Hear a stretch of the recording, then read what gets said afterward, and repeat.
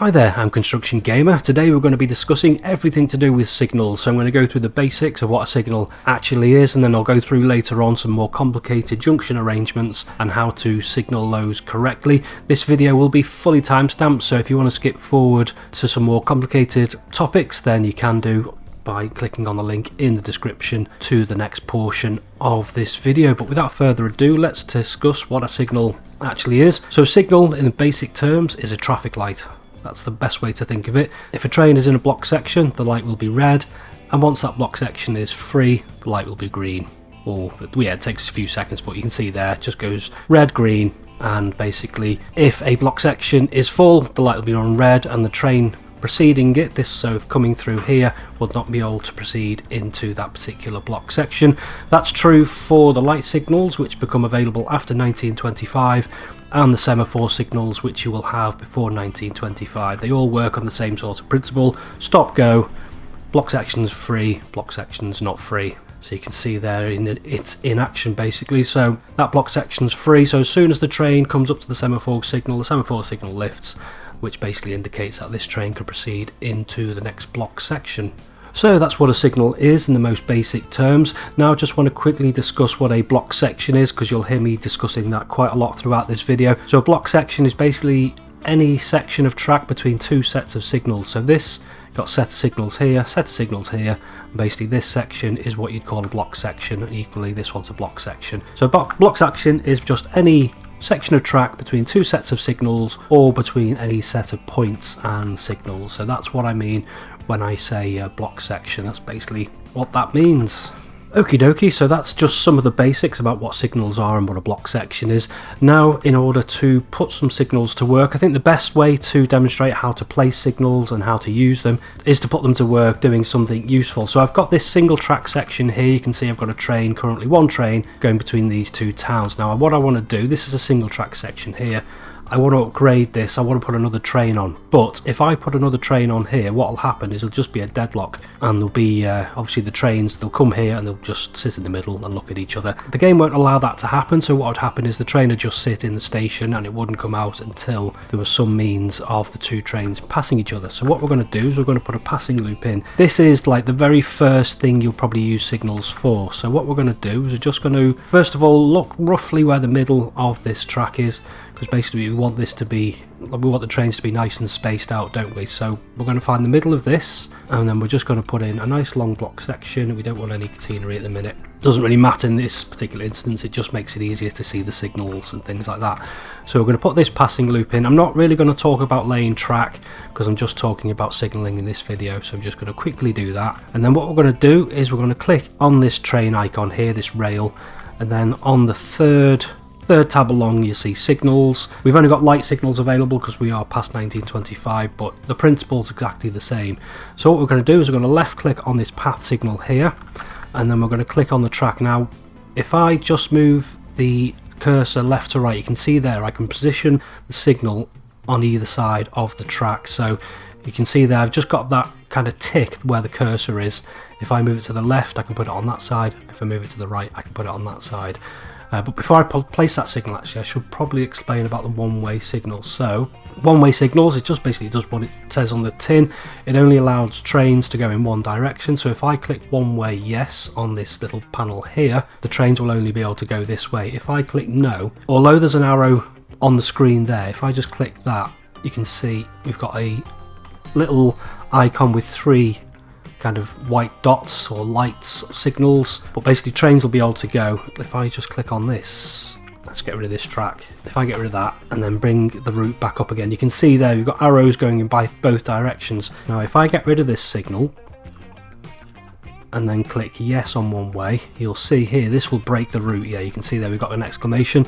So the trains can go forward, but the train can't go the other way because the signal is a one-way signal, and that will apply it to the entire of that block section. So that's just something to be aware of. You'll find for the most part you will only use one-way signals.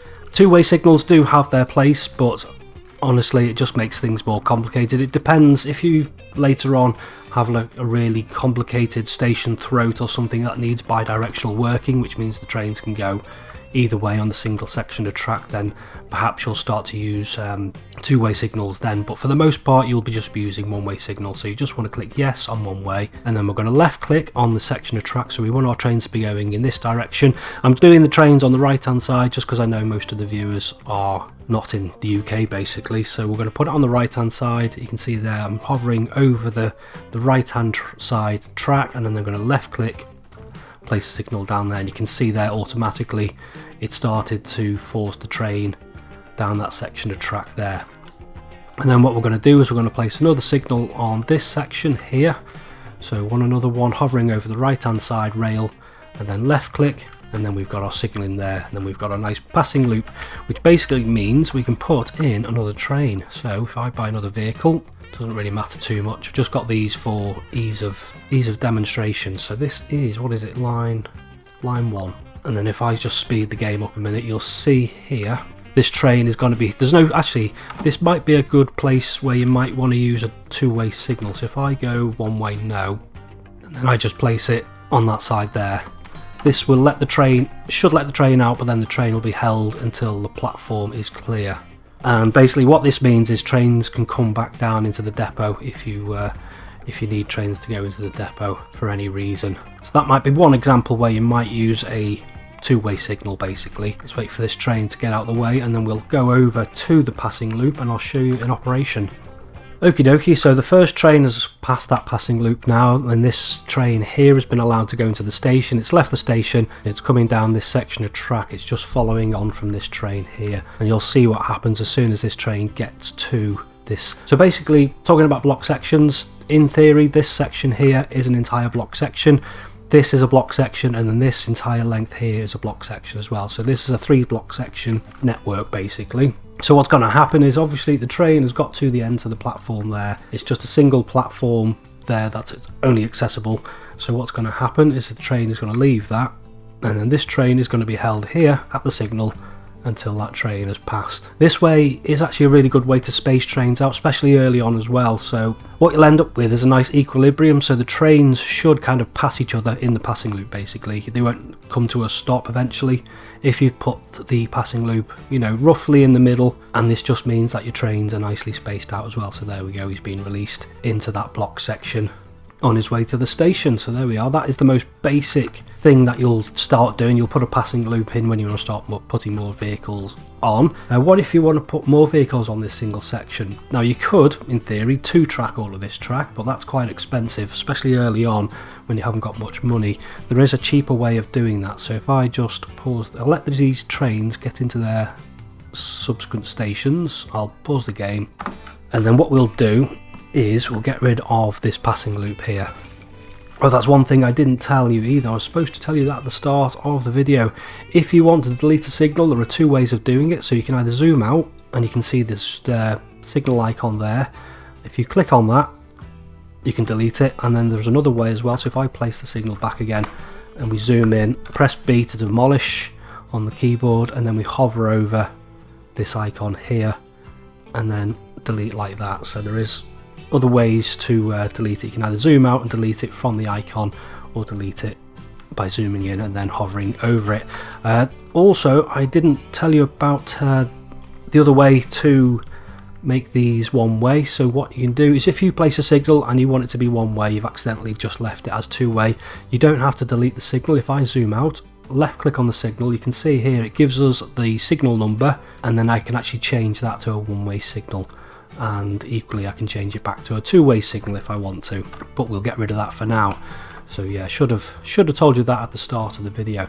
Right, so we want to introduce another train on this track. So what we want to do is we want 2 passing loops this time, so 2/3 and 1/3. So I'd reckon about there and about there. So let's quickly put in a passing loop. It doesn't really matter too much about the track laying in this instance. We just want to put in 2 passing loops. I'll put the signals on here. So signal 1-way, yes. We want a signal there and a signal just about there. And then if I zoom out again, we just want about the third of a way along, and then like that, and then just another passing loop about there, and then just another signal and then another signal. And then basically what this will allow us to do, if I unpause the game, if I buy another train and then just put it on the route, that just means we can have 3 trains. Now the rule of thumb for passing loops is you need 1 less than the number of trains on that section, because basically what we've done now is we've created 1, 2, 3, we've actually created 5 block sections now, haven't we? So we've got 1 here, 2, 1, 2, 3, 4, and then a 5th block section. So we only need 2 passing loops for 3 trains. So if you want to add another train, obviously you need another passing loop. So 4 trains, 3 passing loops, and you can see there that train's waiting. They're probably a little bit too close to the station if I'm honest, but it's, yeah, these need to be a little bit further in, I think, because this train is going to be waiting quite a long time. You don't want trains waiting basically, because that's going to cost you money, so you need to find an equilibrium where the train is being let into a block section by just slowing down, you know, or not slowing down at all would be the best equilibrium to have. But yeah, basically you get the general idea. If you want more trains, just more block sections, but 1 less passing loop for each train is what I'm trying to say there. Right, so I've explained briefly about the basics, about passing loops, about single line working. Hopefully I've demonstrated clearly how that setup works. Now it's time to move on to something a little bit more complicated. Once you get to a point where you need to put more trains on the same section of track, then you're going to want to start thinking about double tracking the entire section of track, which is what we've got here. So I've got a 2-track, double track section here with various junctions and stations along the route, just to demonstrate different scenarios that you'll come across when you're trying to 2-track a railway. So if I bring up the routes here, you'll see we've got all kinds of weirdness going on. So we've got trains going this way and that way on the same section of track, and yeah, that's not right. Obviously a 2-track railway, it's much like a road, isn't it? The train stays on one side and then the other. So in order to force the trains to stay on one side or the other, we can use signals to do that, and we're going to use one-way signals. So we're going to start at this terminus here. Now this is quite a reasonably complicated terminus, so we've got 4 platforms, and obviously those 4 platforms need to be accessible from this track here. Let's bring up the signal, left click on there, and obviously the signal wants to be on the right, so we're going to put a signal in here on the right hand side. We're just going to left click on that, and then instantly that probably should have sorted everything out. So you can see here, or apart from this blue one here, he's still on the wrong section of track, but you can see here what we've got going on. Basically from here, this train wants to be able to get onto those platforms and those platforms, and then equally coming out of these platforms wants to be able to get onto this. We'll call that northbound up there. That's north, that's south. So the train from this station needs to be able to get onto the southbound platform, so it's going to do it on that little switch there. I've put a diamond crossing in. Next thing is, if we move to this junction here, then this is where we can start to force trains to be on the correct side of the track. I could do it by putting another block section in, but I'll move straight to this switch here, this junction. So basically what we want is 3 signals on this switch, on this junction. So we're going to left click on that and put a switch on there, a signal, and then we're going to put a signal on that facing, what did I say, that was northbound, like so, and then we want one more facing there like so. And then if I click onto the route, you should be able to see now that the trains are going on the correct tracks in the correct direction. So basically what have I done here? I've just basically protected this flat crossing. So basically what will happen is, if a train's coming down here from this direction and then crosses this flat crossing here, both of those signals will go on red, so no trains can proceed any further until the back of this train that's coming down here has completely cleared this switch here. So until this train, imagine this switch is a train, until the back of this train has cleared that switch, then none of these signals will go back to, well, this one won't, this will stay on red, but this one, as soon as the train's cleared the switch, this will be cleared to green, and then this will only be cleared to green once the block section is free. So I think what we'll do is we'll put a block section in around here, which leads me on to, good segue onto the next topic before we move on to like a more complicated junction arrangement, is the topic of fouling. So basically what fouling means is when a train is too long for a block section. So let's imagine we've got a train that's all the way down here past this signal here, then that means that this signal is being fouled. Equally, if we have a train that kind of comes all the way down here and sits across this junction, that means the junction is being fouled, and it really starts to mess things up. So what you need to take into account whenever you're putting block sections in, whenever you're putting signals around switches or junctions, is those block sections need to be long enough for the longest train that's going to work on this network. Now in this particular instance, because we know the longest length of this station, if I go to buildings, it is 160 meters long, like so. What I tend to do is I tend to use the station as like a little bit of a measuring rod. So you can see here, actually I could probably move that in a little bit. How many block sections can we get in there? I think we're only going to get, let's try it, let's try 3 and then just see. So if I chuck in a signal there and one there and get rid of that one, and then another signal, I'm using my finger on the screen, that's what I'm doing. Very kind of manual way of measuring things, but it seems to work. So if I go into there, yeah, you can see if the longest train that's ever going to run on this network is 160 meters long, you can see I can get 3 160 meter long trains in those 3 block sections there. Well, I can technically get 6 because I can get trains in the opposite direction, but you get the general idea. Now if I had, say for example, a freight train on this network that was going to use this section of track, for example, and then come off, and this freight train was like 300 meters long, then obviously we're going to have a longer block section. So you're always keeping in mind the longest train that's going to use your network, your block sections have to be that big, otherwise you get fouling, and once you get fouling you get issues. So I'll just quickly demonstrate an issue that might arise. Let's just get on some of these. Doesn't really matter too much, but if I chuck let's just say this train's really long and it's fouling this track here.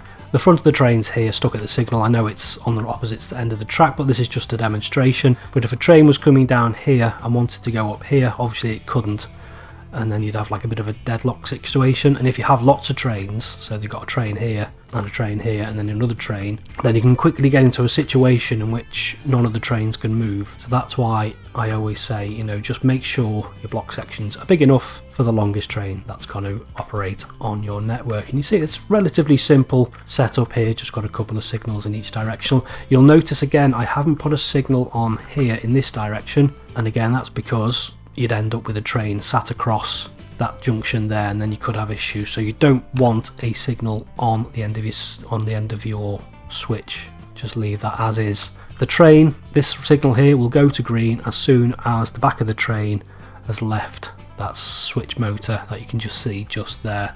So you really don't need a signal. You know, the block section starts at the end of the switch. And I'll just hover back over this arrangement here so you can see what I've done. So we've got this protected, so train will be waiting here, this protected if it's going towards that direction, and then this protected here equally, like so. That's the most basic junction arrangement you're going to have. And let's say we want to put another block section in. So again, we're just going to do the same trick. We're going to measure 160 meters, and then we're just going to chuck in 2 signals there. But you can see again, I haven't put a signal on here. You leave that free because the block section starts at the end of that signal there. So there we are, that's one basic junction arrangement. Next one is a flat crossing like this. Now I wouldn't recommend building these, to be honest. You probably want to put a bridge in of some description, but again that's quite expensive. So what we're going to want to do is we're going to want to put on a signal protecting each of these, because what will happen if a train is coming down the track, let's just extend this out. So it doesn't really need extending, but I'll just, for the purpose of demonstration, train's coming down here, and then let's say you haven't put any signals on that. This is the first signal. Then the train will be held at this signal until this is completely free. So it almost acts as like one big block section almost. So it's better to have all your signals here. Obviously in real life you probably wouldn't have them as close, but in order to maximize your trying to track capacity, then it's best to have those signals as close to the junction as you can physically get them. So I would just do an arrangement like that, protecting everything. So obviously if a train is coming across here going in that direction, then the train is going to be held there until this is clear. There we are. It's almost just like a 4-way crossing you'd get on a road. You know, it works almost in the same way. Now we've got another flat junction here, but this is slightly different. This is a more modern way of doing things, particularly in Britain anyway. I'm not sure about the rest of the world, but this kind of junction is kind of not very good for maintenance basically, so they've stopped doing this sort of thing. This flat crossing here is a particular maintenance nightmare. So what you might get on more modern junctions is something a little bit like this, but again it's pretty much the same. You just want to put your signal there protecting that switch, obviously, because a train's going to be coming down onto there, and then you want your signal, I'd say, about there, and then you want another signal on this one just about there. So it's almost identical, but you can just see it's like a stepped arrangement. These signals are in a different location. So what's going to happen is a train's going to come down here. Let's get the train back up again. Coming down here, it's going to run wrong line for a little minute, and then it's going to go onto that switch there, like so. So obviously that train needs to be held while this is doing that sort of manoeuvre. Yeah, so there we are. That's just a slightly different junction arrangement. You probably wouldn't do this in game actually, because it is complicated, unless you're trying to build more realistic setups. This tends to look a little bit more realistic, I think. I'll just zoom back out just so you can see the switch arrangement and the signal arrangement for that type of junction. Then you can see here, let's just make sure that block section is just about big enough for a 160 metre long train to go into there, like so. I'd probably actually just... What I tend to do is, towards the station, I tend to get as many block sections packed in as close as possible, and that just basically gives us stacking capacity for trains to park and wait for their path into their platform. And then as we get out onto the plain line section, a plain line section is just basically a section of track with no switches or anything on it. Then we can start thinking about lengthening these block sections, because the trains will be moving faster, so they'll clear the longer block sections quicker, if that makes sense. So the length of the block sections is only really important as you start to get up towards junctions or towards stations. Okie dokie, moving on next to another complicated junction. This is like a trumpet interchange, you'd almost call it if this was a road. This is almost similar, but in this particular instance we want to think about fouling of this one. So basically I'm going to put the signals on there like so, protecting those like we normally would with a flat crossing, but in this particular instance I wouldn't put any signals here, and the reason for that is it comes down to the length. So basically you can see there, if I bring up these trains, these are quite good demonstrations. The longest train you're going to get in there is a 3-car train, and then we're going to get into, like, if this train is 5 cars long, we're getting into the fouling situation again. So basically this train coming along here won't be able to get into that section of track. So with a junction like this, unless this junction is much bigger, unless these sections here can fit in the longest train that's going to work on this section, then I would only put on the signals there, there and there, you can see. So this turns this into one massive block section, but it just means you don't get any fouling of trains on your track, hopefully, if you've signalled it correctly. If you know that this section of track, for instance, will only ever be used by a 3-car train, then you can start to think about putting signals on each of the bits of the track. So have I done that one right? Yep. So all of these signals, you know, this is just like a flat crossing, a normal flat crossing now, isn't it? But we've just got 3 of them. But if we know that the trains are going to be longer than these sections of track, then I would just have the 3 signals protecting this kind of junction arrangement, like so. And then I probably want a signal there as well, leading to that station. But we do have a little bit of an issue with the level crossing and things, but it doesn't really matter too much if you have signals here, but it just means that the train will be held over the level crossing, which might be an issue if you've got vehicles. So it's just something to be aware of.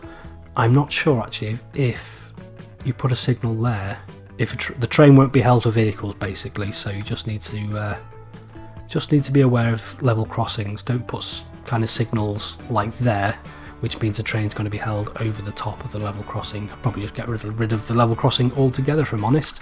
Right, so moving on from this kind of trumpet junction to a station. This station's a little bit different as it's got bypass tracks down the middle, so for our non-stop trains you can go straight through the station. What I'd do for this is a station will act as a block section, but only if that train is stopping at that route.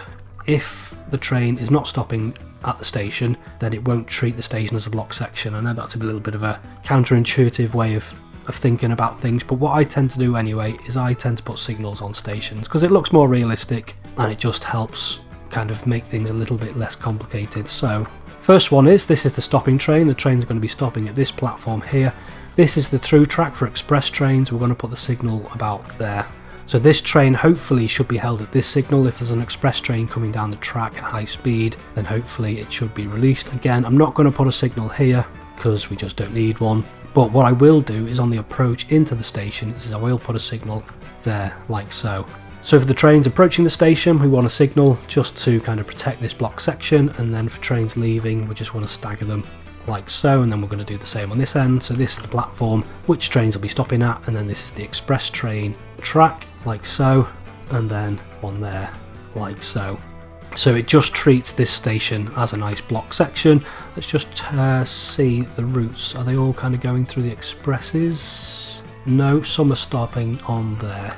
Yeah, we have a broken route at the minute, but we'll fix that. They're all broken. Yeah, we don't need to worry about that at the moment. We'll finish off signalling and then we'll put on some trains and fix any issues that might arise. So we've got this station here. I'll just hover over that for a minute. You can see got that switch there for trains approaching the station, and then we've got the staggered switch, staggered signals for the trains going on to the section there. So the express trains can go straight down the middle like so, and they won't stop there. If I just bring the route back up again, it would help if I'd actually name these routes, wouldn't it? So I think that one is the express, but it's currently broken. So what I'll do is I'll finish signalling and then I'll talk a little bit about using signals as waypoints. But what we want to do is we want to signal this, so I'll put a signal on there into the station. It's just a single track, single platform station, so obviously we just want to put a signal there for the train to wait. And then we're coming on to a grade separated or flying junction. Now this just removes the conflict that flat crossings have, so you can see trains kind of leaving the track, leaving the core main track here, will come down here, and as such will not foul or block up this track here. So it just allows for a little bit extra capacity on your track. So what we're going to do is on this one, we're going in that direction, we want a signal facing that way like so, and then if we're facing this way we want obviously two signals, so we want one there and one there. So basically we've got a train coming down the track here, wants to wait at that signal, and equally another train coming down the track. And then what we'll do is we'll have another block section just about there like so. So trains coming down here. So this, say if there's a train here, he will not be cleared until this train's come down and then pass that signal there, and then once the back of the train has cleared that signal, this train will be pathed into that block section there. And then what I tend to do is if there's space on the junction itself, again we're just using the magic measuring device, is I tend to put a couple of signals on the actual junction itself as well, especially on the exit as well. So if you imagine we've got the train coming down this way, then obviously we want another nice block section in there, and that should give us enough space into the station. Yeah, that's all fine. So yeah, basically if there's a train all the way back here going this way, then it will not be cleared until the back of this train is completely cleared that track there like so. And then maybe perhaps we want another block section here, perhaps like so, maybe one more in the middle like that. Now have things started to fix each other? No, they haven't been fixed yet. No, not to worry. I don't know. Yeah, I don't know where line 7's going, but we won't worry about that for now. Right, so we've come to the end anyway of this. We've got our diamond crossing. We're just going to put in a signal on this direction here just to protect that diamond crossing. Actually, no, I'm going to get rid of this diamond crossing and show you another type of junction. Again, this is, depending on how realistic you want to be, you tend to find diamond crossings aren't used all that much on the approach to stations anymore because they're not that quick. If I put one in, I mean, that's reasonably quick actually, having said that, but in real life diamond crossings are very, very slow, and what you tend to find is two sets of switches like this. But again, this takes up quite a lot of space, so if you've got like a small network and your space is constrained, then obviously you're going to want to think about putting a diamond crossing in.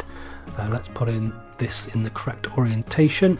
Like so. So we've got two sets of switches, so again any train can reach any platform and then come out the back, and then we're just going to put a signal, actually we're going to put the signal all the way down here. So you can see that's why I did the switches in that direction. So if we have the switches in this orientation, we can put the signal a little bit further back, and it just gives us a little bit extra space for our train to park in there, like so, but it still gives us all of the options. So we've got the train coming down, you can go on that platform, or you can come down here onto that platform, and then when it's coming out again, it can go onto the track going in that direction. And then we're just going to put in block sections like that. Now the only thing is, I'm not sure why all my routes are broken, so I'm going to have a little bit of a look. There shouldn't be any reason. That train should be able to just go all the way down the track. Okie dokie, so I was just looking around and thinking, why are things broken? It's a good example of how you can just put signals in the wrong direction. So I've got two kind of southbound facing signals here, which obviously is a little bit of an issue. So we're just going to left click, get rid of U, and then replace it with the correct signal in the correct direction. And then hopefully everything should be fixed. Most of these should be. I don't know why you're broken. Let's just click the fix icon.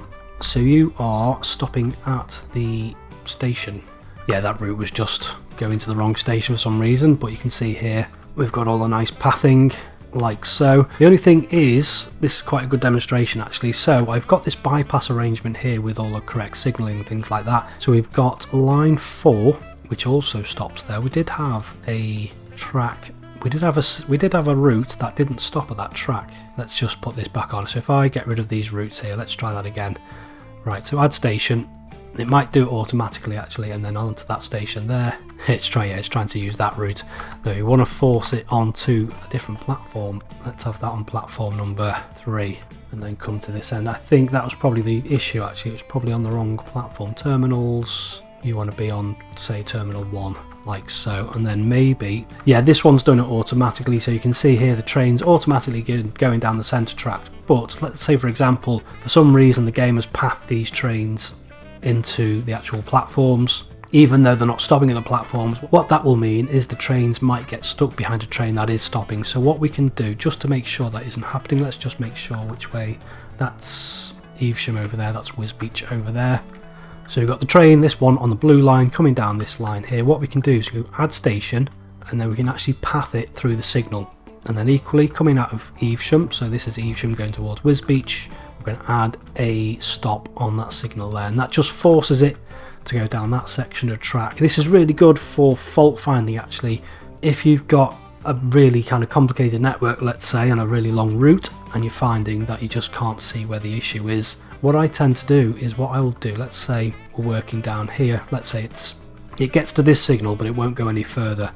What we can do is we can just go click on that, and then we can add it to these until we get to the signal that it will no longer progress through, and then we can start to look at, well, why is that happening? Let's say there's an issue at this junction here, we've incorrectly done some signalling, and then we can fix the issue. And then what we can do is we can start to remove these signals here once the issue has been fixed. So it's a really good way, just kind of click on that, add station. You can add station, you can even do it for waypoints as well. Waypoints works. We're not really talking about waypoints in this episode, but yeah, you can add a waypoint, and then you can path your train via a waypoint like so, and then you get rid of it. But yeah, just a good way if you do have an issue with your train won't progress past the signal, just add to each of the signals preceding that until you find the actual issue with the signal basically. So you can see here now we've got quite a complicated arrangement. We've got trains leaving and coming onto the network via these junctions. We've got one here. Now what I'm going to do is I'm just going to put on a load of trains onto these different networks, just so you can see like a relatively complicated network in action. Okie dokie, so we've got quite a few trains operating on this network, all going happily backwards and forwards, no issues, trains waiting at the correct places, and then obviously path through once the signal is clear. You can see there what I mean about having this stacking capacity. If I was to have many more trains on there, you can see how important it would be to have that capacity for trains to wait for one another. You can see the back of that train gets cleared, and then that one gets cleared into there. And then if we go over to the track with the station with the bypass track, you can see there the train stopping, and then hopefully the express train should get cleared before that one leaves, and that way it doesn't get held up by the stopping services. Yeah, let's just see, just have a little bit of a look at it all in action. All seems to be working nicely. That junction there working as it should. So yeah, there we are, that's signalling. I hope I've explained that reasonably well. If I have, please do hit that like button and consider subscribing. If you've got any questions about signalling, let me know in the comments below and I'll try and answer them as best as I can. But I'm going to leave it there for today. Say until next time, bye bye.